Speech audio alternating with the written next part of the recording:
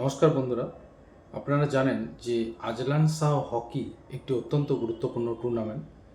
সেই টুর্নামেন্টের একটি খবর আজকে বর্তমান পত্রিকায় দেওয়া হয়েছে। কি লেখা হয়েছে আপনাদের সাথে শেয়ার করছি। আজলান শাহ হকি প্রতিযোগিতার দ্বিতীয় ম্যাচেই হারের মুখ দেখল ভারত। মঙ্গলবার বেলজিয়ামের কাছে 2-3 ব্যবধানে বস মানল গ্রেগ ফুলটন বাহিনী। ভারতের হয়ে স্কোর শিটে নাম তোলেন অভিষেক ও শিলানন্দ লাকড়া। বেলজিয়ামের হয়ে জোড়া গোল করেন রোমান ডুভেকট। এছাড়াও জাল কাঁপিয়েছেন নিকোলাস ডি কোর্পেল।